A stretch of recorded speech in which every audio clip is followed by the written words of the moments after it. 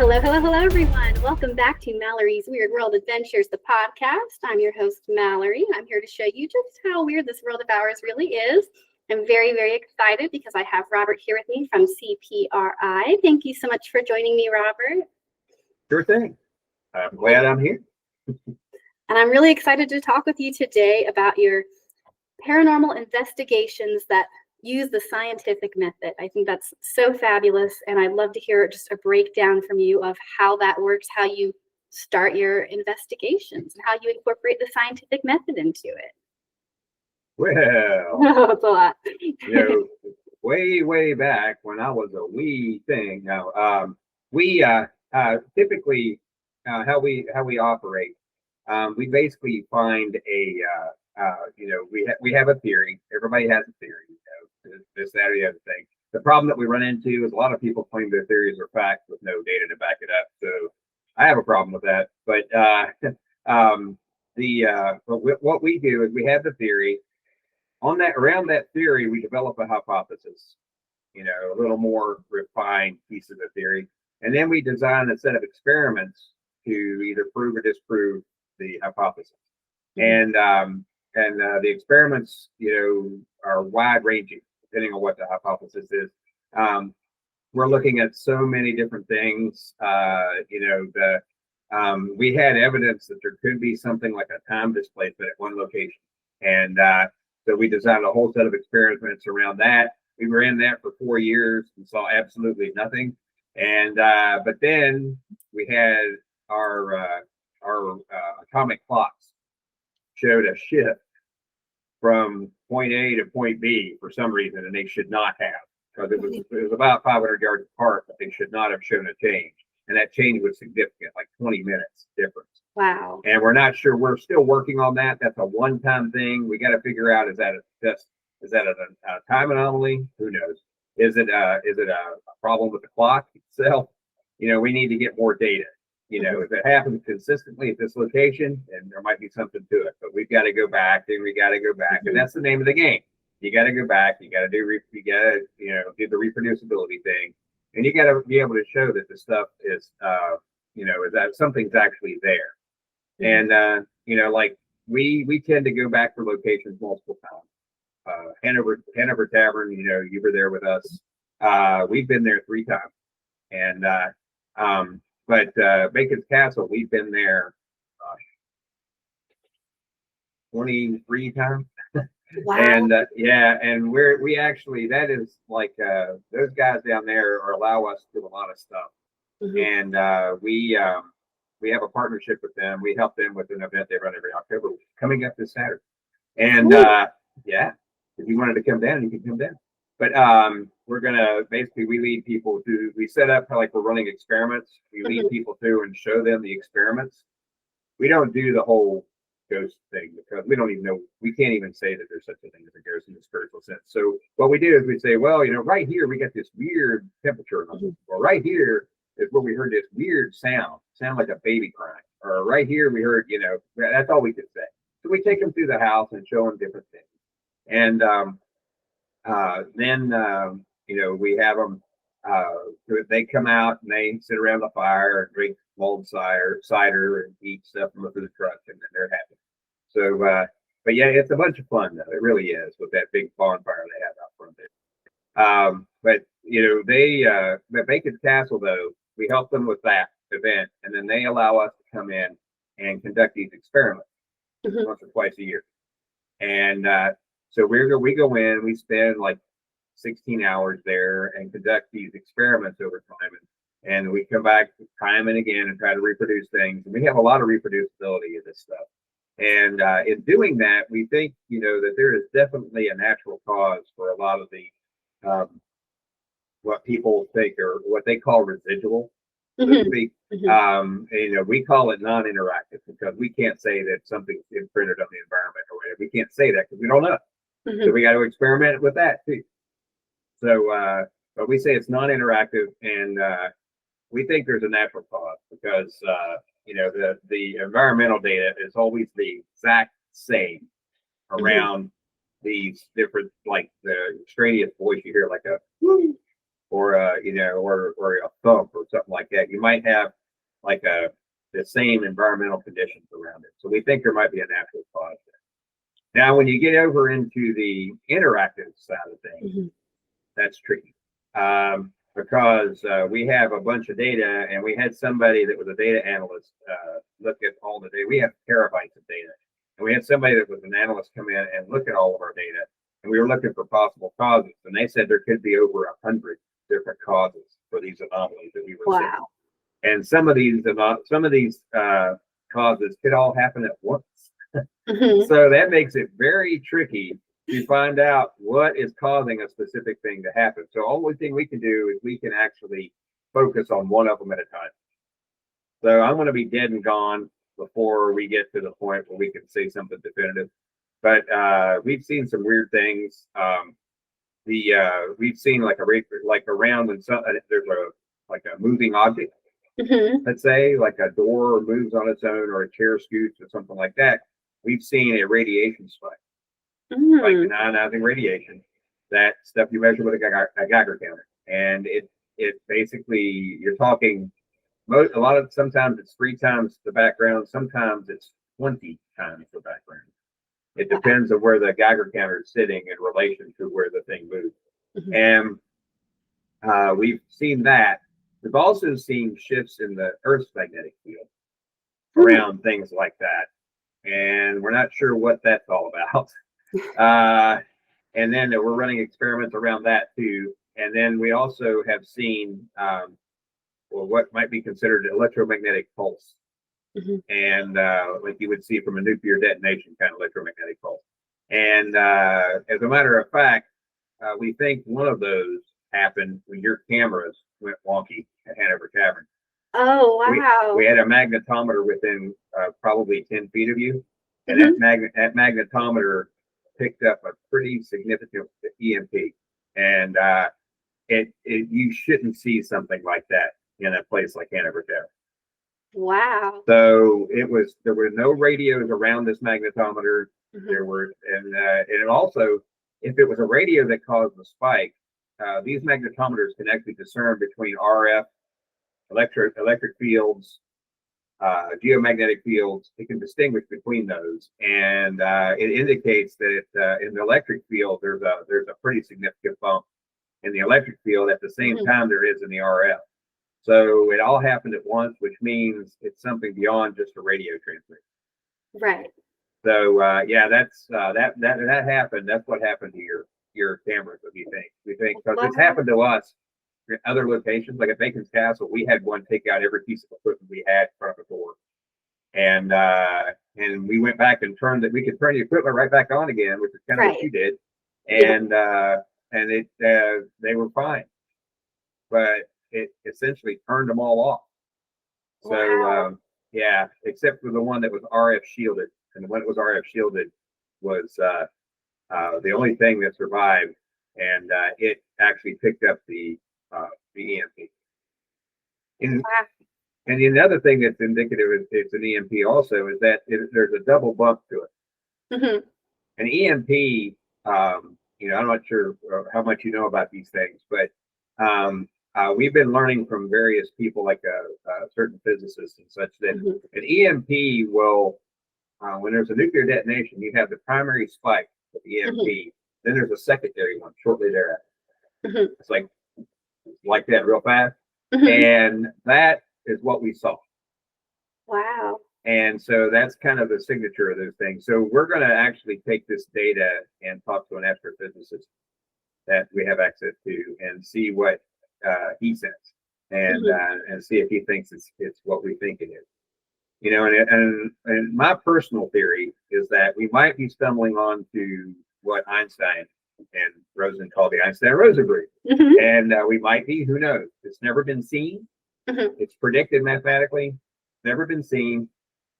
But the things that we're seeing are things that you would expect if something like that were to open. So even at the tiny size that one of those things is predicted to be. And, if you think about it too, if one of those things were to open, let's say, and I say if, it's a big if, because we only have a little bit of data. But if one of those things were to open, there would be a gravitational change too. And that gravitational change would be significant enough, it would move a door. It would move a chair. And that could account for some of the stuff that we've been seeing. Plus, you would see when people talk about cold spots, you would see when one of those things open, there's a negative temperature that occurs. And so that might explain some of that stuff, you know, and it could even explain hot spots, because eventually it turns up being hot. So, yeah, those are the kind of things you would expect. So we're designing a whole battery of experiments around this stuff. And it's pretty exciting. We just purchased a brand new Ethernet-based DVR system that is probably going to get here in a couple of weeks. It's got 4 thermal cameras in it, thermal imaging cameras, which is one of the things that we would need to see something like that. Right. And so we're going to conduct the experiment, you know, using those thermal cameras. And I've talked quite a bit. So do you have any questions about what I've just been talking about? No, it's all so exciting. I'd love to hear about, at least when you started with CPRI, kind of where your hypothesis was, the things you were coming into, and how it's evolved. Well, I came into CPRI. And you know, Kenny's not going to like this, but I was a Kenny Biddle type skeptic. I was that level of skeptic. And I came in because I watched the Ghost Hunters TV show just because of the interaction between the characters. I didn't care about the fact that in the early 2 seasons, they didn't catch a lot of stuff. Yeah, I loved it back then. It was more interesting to me because it was real. Yes. Plus, you know, Tango and Steve just constantly at each other. It was hilarious. But that's great. But they're great guys, by the way. I love those guys. But they ended up, you know, my wife, right after my daughter was born, said, "You need to get out of the house." So I'm going to get you tickets to go see Jason and Grant up at in 2010 up at their inn that they own in New Hampshire. Oh wow! And so they had an event. Only 30 people were there. Wow! And I got lucky and got a ticket. And so I went up there and I was at their inn. Well, their inn's supposed to be haunted, right? Right. Well, I was up there and I was like, yeah, whatever, because I've stayed in inns scarier than this kind of thing. And you know, and while we were there, John Zappis was there too. And John Zappis was leading our part of the tour through the coach house. And so I'm following along, and we're standing in this room, and he leads me, another guy, and the guy's 9-year-old daughter in this room, and shuts the lights off. Oh boy. And says, "Now just wait here for a little bit. I'll come back." So while we were there, something walked between us and the window. You can see the outline of the person and everything. The moon was shining in. There was 3 feet of snow outside. It was bright coming in the window. And it was a person that walked between us and the window. And that other dad and I backed up to the wall trying to find the light switch. Like, we're like, what the heck? And when we finally found it, we turned it on. The 9-year-old little girl had chased whatever that was. Wow. And it was at the wall and it was feeling along the wall and said it disappeared into the wall. Wow. So at that point, I'm like, you know, I got to know what the heck I just saw. I have to know what that is. So it just so happens that Jason and Grant know Bobby Atchison, our founder of our organization, and they know her because we're members of the Taft family. So they got to be in touch with her. She said, "Yeah, we need somebody with a chemistry background." Yeah, sure. So I said, "Okay, I'm in." So then I started, and I also have a video background too. I had a certified video engineer, one of those certificates, and then. So I'm with them, you know, I'm looking at these videos and I'm like, you know, I don't know, this is kind of hanky to me, you know, I don't know about this. And then I actually got to go on site with these people a few times. And I'm going to tell you, the first few times, not a thing occurred. It was all like, you could tell it was the house settling and there were birds and stuff like that. You could tell this stuff, or it was a rat in the wall. But basically, though, then something happened, and you know, and we heard like a woman's voice. Wow! And we just kind of stopped, and I looked at everybody, and there wasn't a woman in the house. It was just me and two other guys. Mm-hmm. What did we just hear? And so now I had to figure that out, right? Right. So now I convinced at the time I was just a member Mm-hmm. of the organization, and I was able to convince them that we needed to go the path of experimental design, Mm-hmm. scientific methods for experimental design, and go that path and try to get some more information about these things. Right. And lo and behold, it's panned out. It is panned out. It's basically we're seeing things now because we're structured. Mm-hmm. And we do it structured, and we don't going in for the experience, just for the experience kind of stuff. Right. To tell you the truth, Malorie, when we went to Hanover Tavern with you guys, Mm-hmm. I was worried that we wouldn't hear a thing because it happens. And so I was always keeping my fingers crossed. It's like, oh, I don't want to look stupid on this show, and but yeah, it turned out we actually heard some things. We heard Mm-hmm. female voices, footsteps, and that one voice sounds like or somebody's talking on the radio when there wasn't a single radio inside the building. Oh, wow. Yeah, you haven't heard that yet. No, I'll I have to play that for you at some point. But it sounds like you remember LaDonna. I remember that was there. It sounded like her talking on the radio.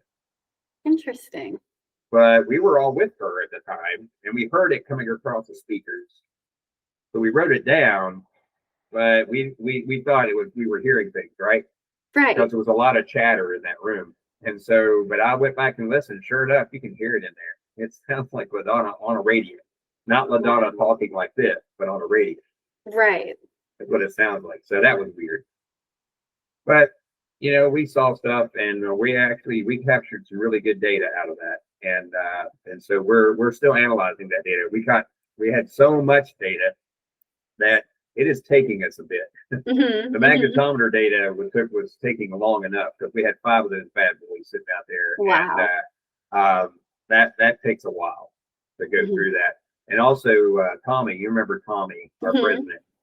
Tommy actually has all those sensors that he built that use sensors from cell phones. Mm-hmm. And he built them, and they collect data on vibration, EMF, and actually it's magnetic field vibration, I think temperature and humidity. You take those 4 things, and he was running all those.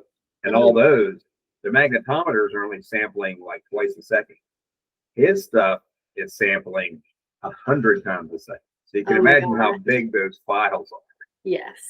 So we're sorting through that stuff. Plus, Tommy's using the algorithm we have to do video analysis and going through all the videos.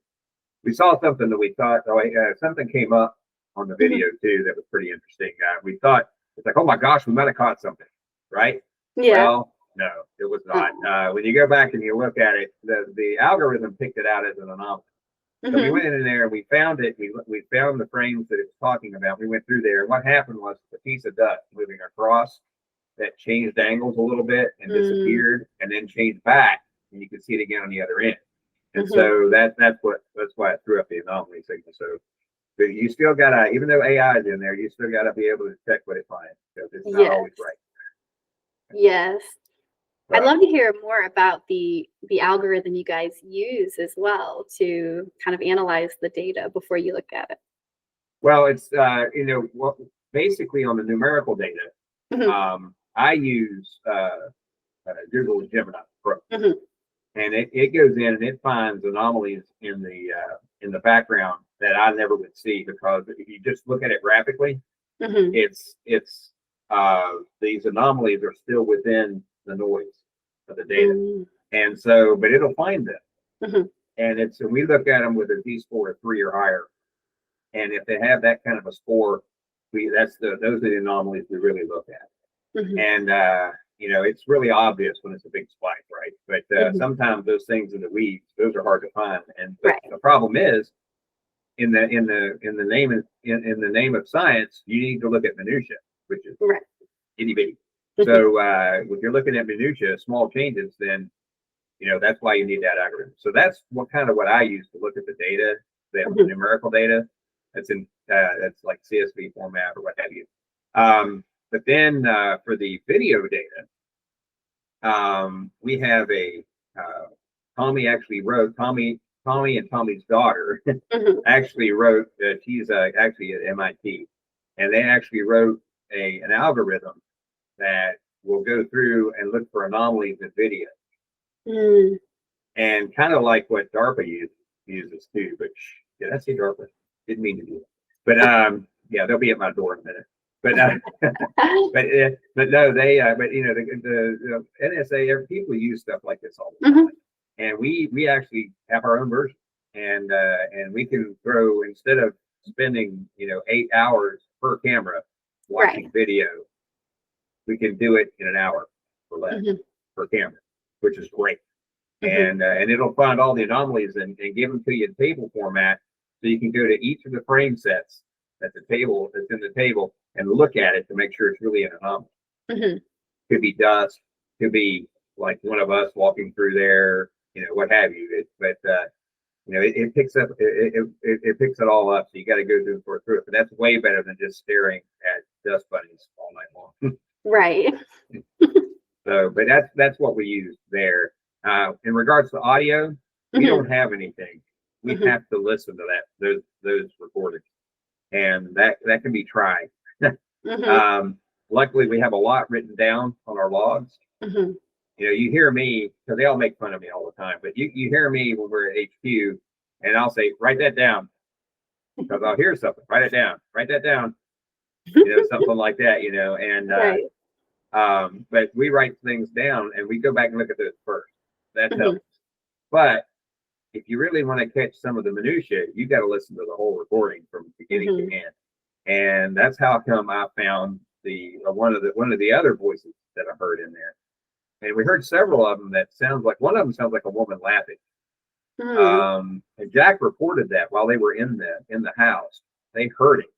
And we didn't hear it outside. So, but I checked the recording, sure enough, it's there. Wow.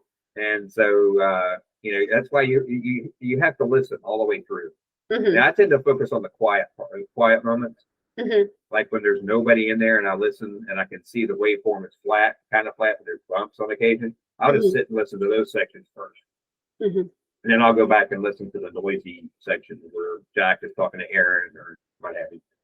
But that's how we handle all that. There was a very loud air freshener in there too. When you're quiet and you're just trying to hear something, you never realize how loud an air freshener is. To the point where we all went, "What the heck was that?" And then we heard it again. Yeah. Like, it's an air freshener in the bathroom. Yeah, we have that. We have those marked on the log when those happen, because I think it was you guys that actually identified it as an air freshener. So we wrote that down. Every time we heard it, we wrote it down there. Now, we did get a sound. It sounded like somebody was dragging a box across the floor. Oh, weird. And that was not an air freshener. We heard the sniff, what sounds like a sniff, and that's the air freshener at the distance at the mic that one of the recorders I was looking at. The recorder that's real close to where the air freshener was, man, it's loud, just like you said.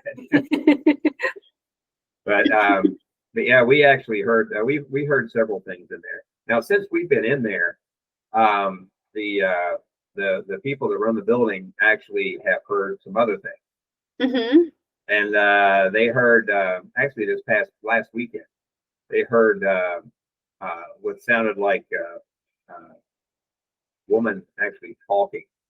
And but it wasn't in the area where we caught. We see just about everywhere where we caught things. That was what we call the creepy hallway. Yes. That hallway, and also in that stairwell, and that's where the vast majority of the stuff was captured.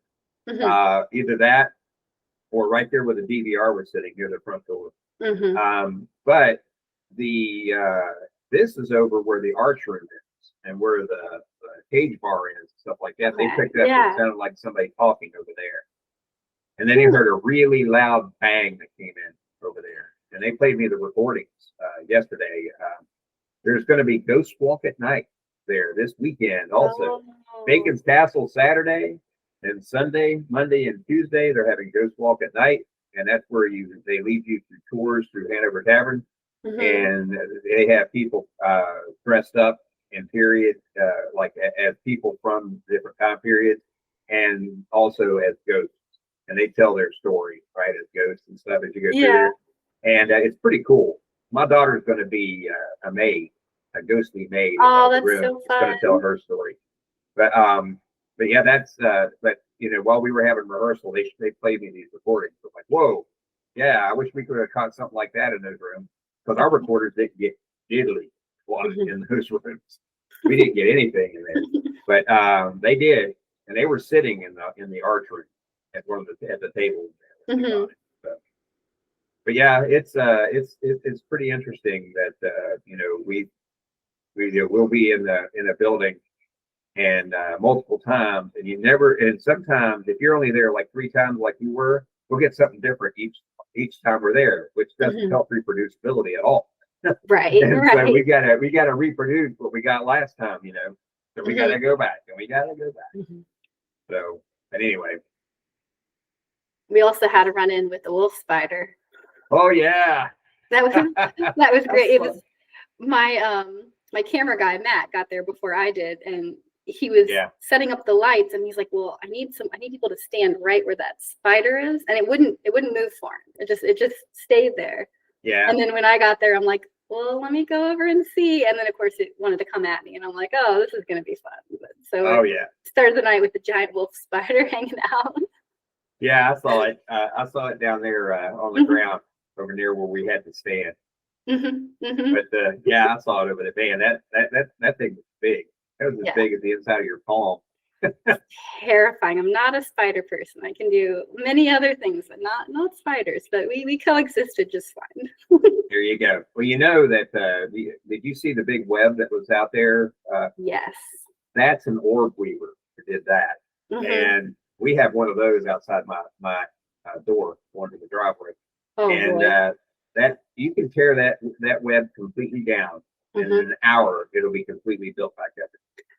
Man, those ones freak me out too, because I did research. I did penguin research. It's kind of like a penguin rescue mission on Robben Island in South Africa, and those orb weavers are all over. And I'd love to do an experiment one day about why they position themselves in certain places on the island, because it's a very small island, and in certain places they're everywhere, and then in other places there's just not a single one. So you could, depending on where we were going to work with the penguins that day, we wouldn't see any spiders, or we'd have a day just full of spiders. And we walked through many orb weaver webs, and it was not fun. Right. But we learned. Well, I tell you what, if you want somebody to help you with that experiment, we're available. I mean, we don't just look at ghost stuff. We look at a lot of different things. As a matter of fact, we have some of our members are active with MUFON, and we have some folks that are active with BFRO, and also we have some folks that are active in the world of demonology in our organization. So that we have a lot of breadth. We have 40 people in our organization, and each one of them brings a certain skill set. And it's really great when you talk to these people in the other disciplines, because you learn so much. Yeah, I may not follow the same path as the Catholic demonology. I may not agree with that path, but however, you can't refute some of the stuff that they talk about. So it's like, well, yeah, okay. And I tell you, the guy, our founder's husband, Rick, is very knowledgeable on that stuff. Oh my God, he knows more about it than anybody I've ever met, and including some of the TV demonologists. I mean, like the Warrens. Yeah, don't get me started. Yeah, he knows a lot about it, and historical type stuff, and he's very knowledgeable. So we refer to him sometimes when we ask questions, about historical facts about this kind of situation. And he knows a lot about the encrypted situation too. Yeah. Like they've actually gone, some of our folks, Alan may have told you this, may have actually gone down to eastern Tennessee and looked for, I guess it was either Bigfoot or Dogman or one of the. Oh my gosh! And so what's really interesting is that all these people that do these different disciplines all report the same kind of things that we're picking up, like changes in the magnetic field, right? spikes in radiation and what have you, gravitational changes. And they report these things, and we're seeing them looking for ghosts. Right. So now you got to think. I used to think that these people that talk about unified paranormal theory were crazy. Right. I don't know now. I'm starting to having to rethink that a little bit. So, and I keep stealing your time and talking. Oh no, that's the whole point. I Okay. love picking your brain on this stuff. I have to ask too, what are some of the most unusual, unexplainable things that have happened to you in some of your investigations? To me? Mm-hmm. Well, one of the things that scared me, that actually it didn't really scare me, but it shocked me. I was at Penhurst Asylum, and you know where that is. And I don't know if you've ever been there, but the Mayflower building, they only have power on one floor, and it's the first floor. Oh boy. And so we were up on the third floor, and we set up a bunch of battery operated equipment up there, recorders, environmental sensors, all that kind of stuff. No blinky lights. Right. Blinky lights. And blinky lights. But we went up there and set up all these environmental sensors, and while we were setting those up, we didn't have a chance to turn on the DVR yet. And it's pitch black up there, except for the light coming from those sensors. So I'm up there, and I hear coming down the hallway, out way off in the distance, it sounded like somebody moving furniture. And I stopped. I said, and you can hear me on the recording. I go, huh. And I go down, so you can hear me go down the steps to the next level where the extension cord ended, where the DVR was sitting. And I talked to Kenny, who you met, and another guy named Mike Magner. They were down there getting ready to set up stuff. I said, hey, I'm hearing some weirdness upstairs.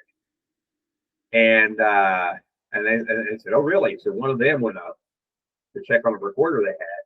They heard the same thing. They came back down. So we all three now go up, and we're standing in the light of the sensors, trying to look into the dark and see if we can see anything. And I stepped out of the light of the sensors into the darkness to try to, so my eyes would get acclimated and see if I could see better. And lo and behold, it looked like something came down the hall at me, like, whoa, like that, almost straight out of Scooby-Doo. And I fell. And when I fell, all the other two guys, hit their lights and everything, and there's nothing there. However, every sensor around where I saw that lit up like a Christmas tree. Wow. Temperature spikes, humidity spikes, radiation spikes. It all happened right there where that occurred. And so I have something to back it up. And plus, you can hear the movement on the audio too that happened. You can hear the footsteps coming at me. And we didn't have a camera going yet, which is always what happens. Right. But that right there, it kind of my hand was shaking, and I went downstairs and had to sit for a minute. I've never had that happen to me before. Never had that happen to me before. I had a door open on me. You always hear about these doors open. You see them on videos, stuff like that. You don't realize what that does to you till it happens right in front of you. And we were actually at Scotchtown, another Preservation Virginia site, and we were there, and we had set up a tent outside, and we had, just like what you saw at Hanover Tavern, and we were monitoring the sound, and people were getting ready to leave to go get dinner. And so as they were getting ready to walk out to the car, we heard a very loud bang, like really loud. I mean, it clipped the mic, how it clipped the audio. And we're like, what the heck was that? So I was like, we didn't knock something over, did we? Oh my God, we're in so much trouble. And so I and the president and Tommy went in to see, and everybody else was waiting outside. Right. And we looked around, and there was nothing out of place. And we're like, well, we don't know what that was. So I'm standing right next to a door, and all of a sudden I hear the doorknob turn. And I turn and I look, and Tommy is not even in the room yet. Right. And I hear the doorknob turn, and then all of a sudden the door swings open. And I'm like, and I'm just like shocked. And then and then it slammed real hard. Oh That my was the gosh. sound we heard. That was the sound we heard. And I was like, oh my God. And so we actually went back to the cameras and looked. Mhm. And sure enough, you can see the first time when we heard the sound, which caused us to go in there. You heard that too. And you saw it on camera. You could see the doorknob turn, and the thing swing open, and it slammed shut. That's crazy. I know. And Especially then, with the doorknob turning too. yeah, I That know. adds to it. Now we've heard that doorknob rattle before, Mhm. but we thought that could have been something else. Right. You know, it's one of those things where the skeptic in you comes out and goes, "Oh, that Mhm. cannot possibly be Mhm. paranormal." You know, that's what we and I'm not going to lie to you. Sometimes we're biased that way, Mhm. and people do call us skeptics a lot. We're not at Kenny's level, but we do we tend to look for the probable cause Mhm. versus the improbable cause. Right. We did have one other thing happen there.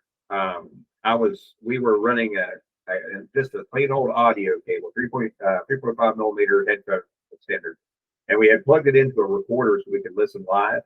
Mhm. And we ran it out to where the tent was, but it wouldn't quite reach. So we put another piece on there, 100-foot piece Mhm. on there.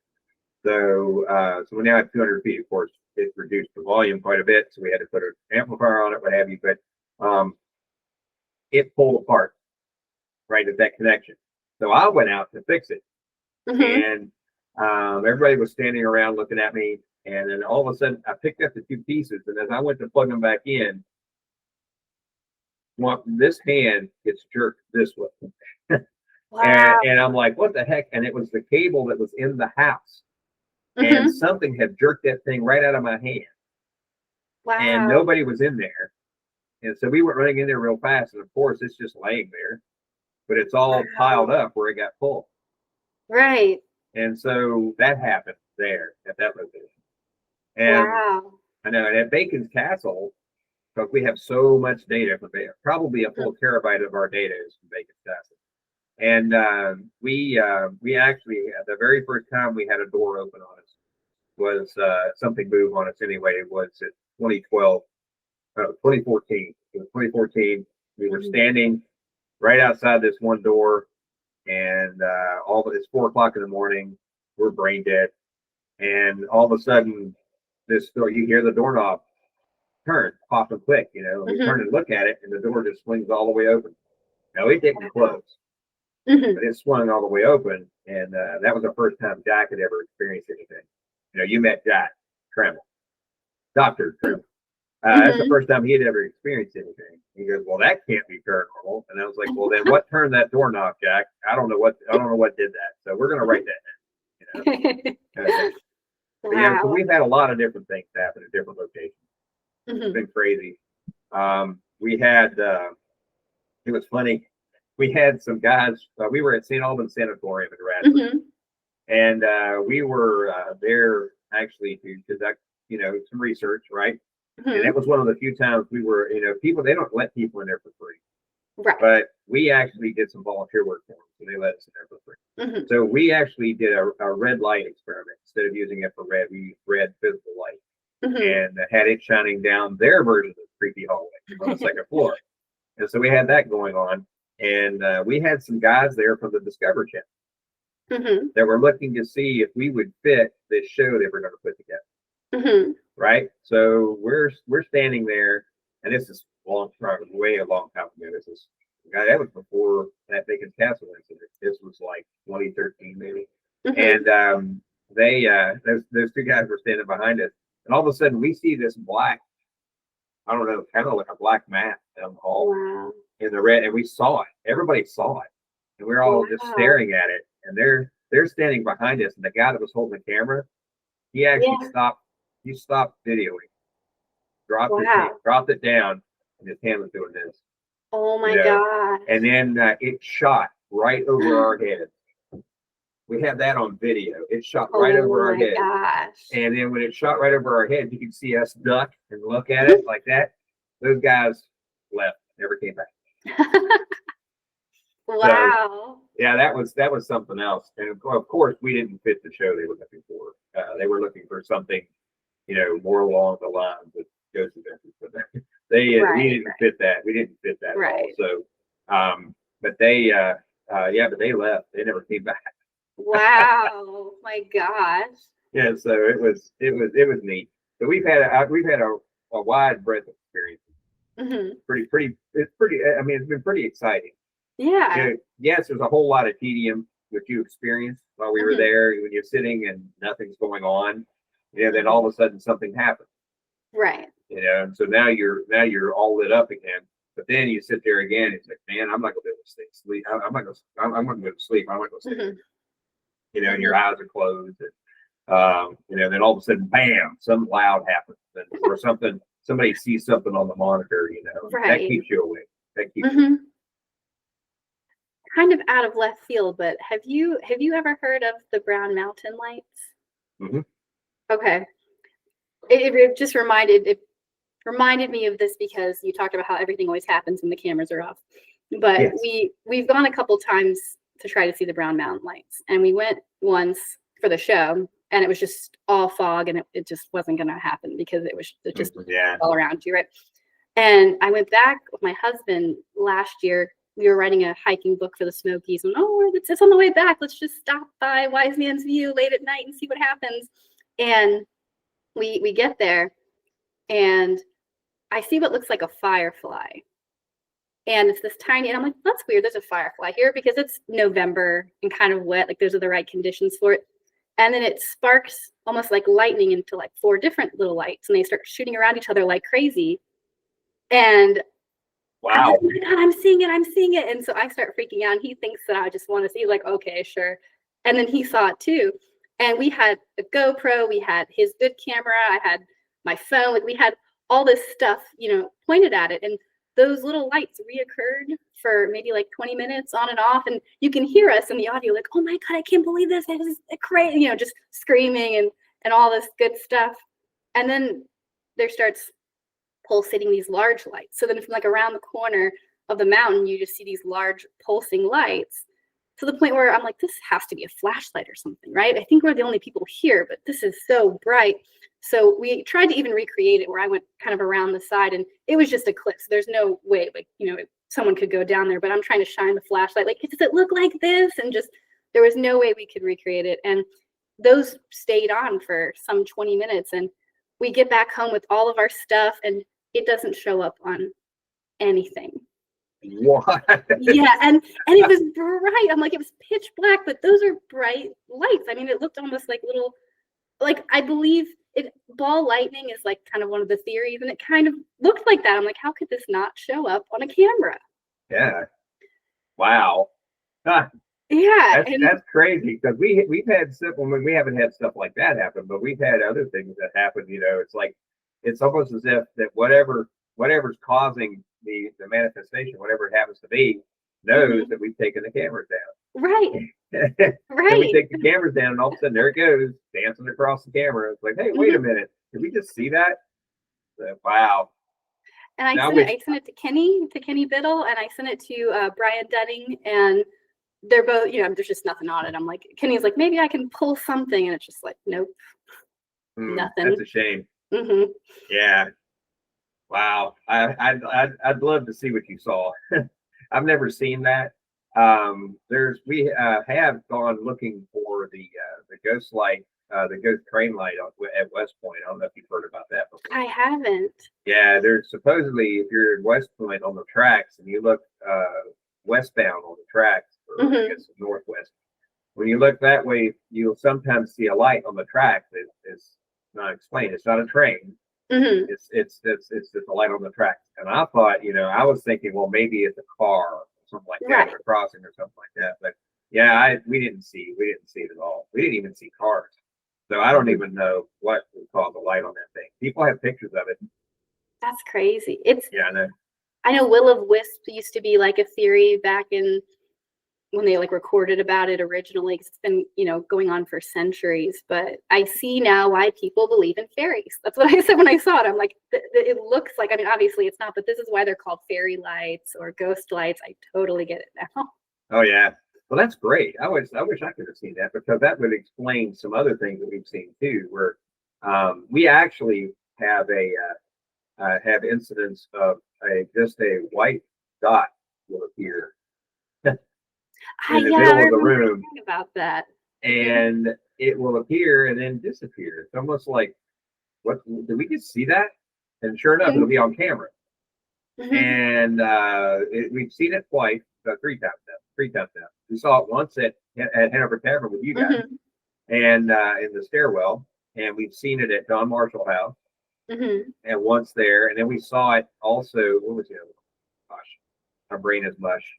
When you coach soccer all evening, that's what happens to you. Mhm. Mhm. But the other one I can't remember off the top of my head. But yeah, those actually, no, 2 of them were at John Marshall.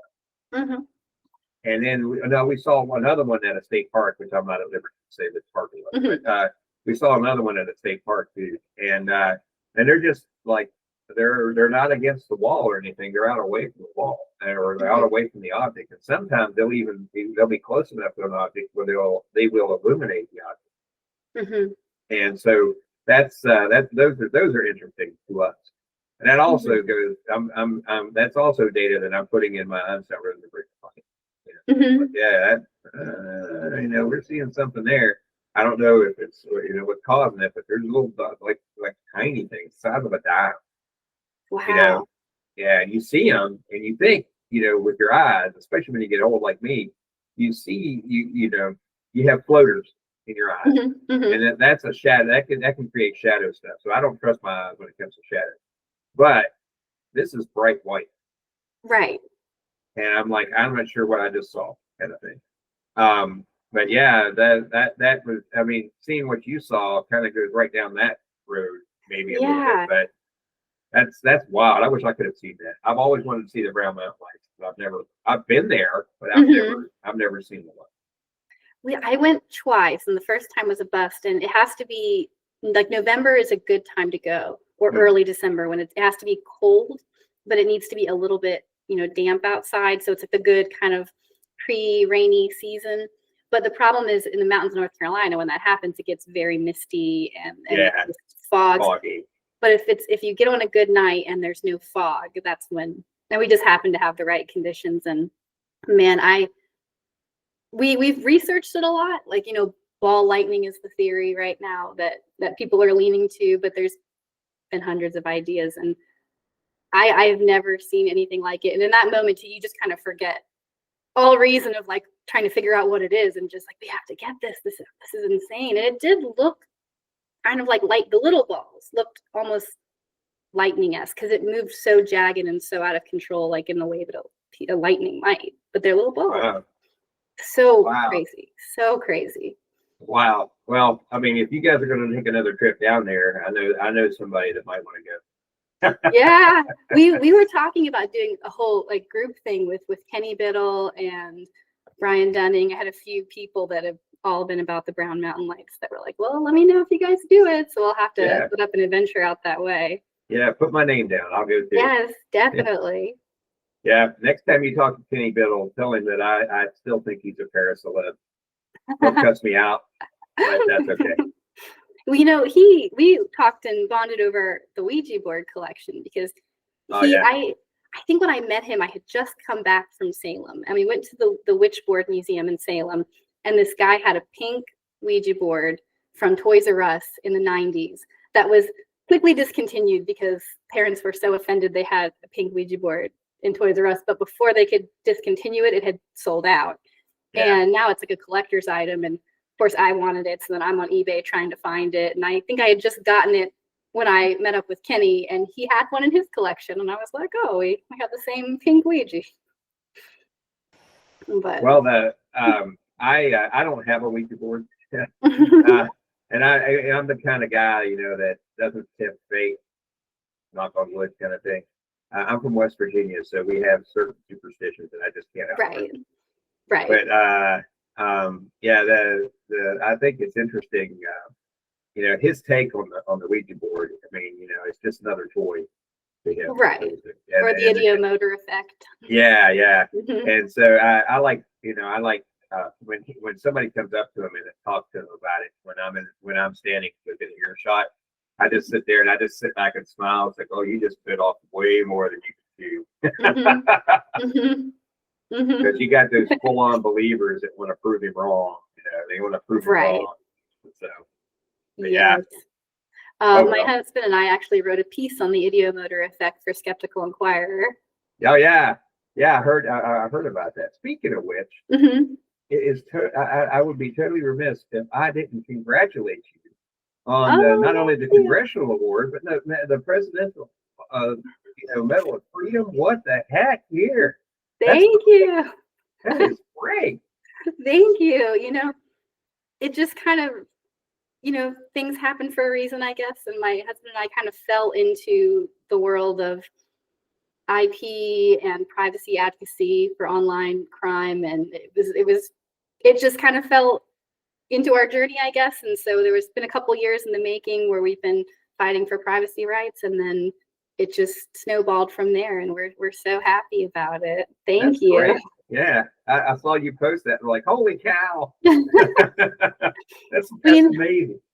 A lot of the laws from the internet were from like the 90s, and it's changed so much since the 90s, and legislation's just not keeping up with it. And we're like, somebody's got to do something about this. There needs to be some kind of reform, and not only laws, but like enforcement of laws for online. Like, somebody at some point has to be accountable for what's going on there. So we've been working hard for that. So thank you. Okay. That's great. Thank you. I'm proud of you. Yay!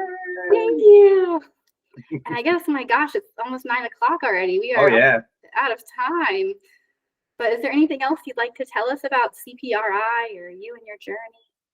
Well, CPRI is a 501c3 nonprofit. We get donations, corporate donations, private donations. We just had a guy donate $1,000.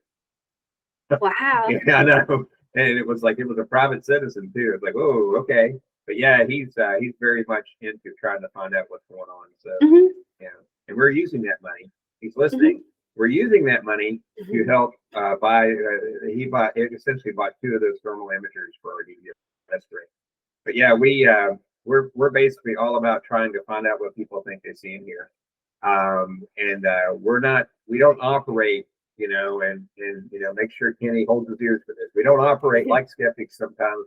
We operate, we gather as much information as we can, and we sort through it. And we don't throw the baby out with the bathwater, which some people claim that we do, but we don't, because we have all that data. We have it all. And we mark every anomaly, and then we identify each anomaly. And the ones we can't identify, those are the ones we focus on. And there aren't that many of them. Right. But there's enough that allows us to keep running experiments. So that's how we operate. And that's what I want you to know about CPRI. Good bunch of people. They basically are keeping they're keeping this going. And it's not going to fade, because you get some people out there, like individuals, that want to do this as an individual, and they don't have resources, they don't have backing, they don't have people, just the emotional support, the social support. They don't have it, so it goes away. And this organization is going to be around a long time, even when I go. So, but yeah, that's what I wanted to say about that. And by the way, everybody calls me Brad. Just my name's Robert on here because Google says Robert. So you can call me Brad, or you can call me whatever you want to, as long as you don't forget to call me for dinner. How about that? Well, thank you so much for joining us today, Brad. Sure. And thank you for having me. This has been great, Malorie. And don't forget, you've got you're going to come to one of our meetings on the 18th. I am. I'm so excited. Yeah, if you're going to hear about a lot of other stuff besides the stuff that we just talked about. Fantastic. Thank you so much. Thank you. And until next time, everybody, stay weird.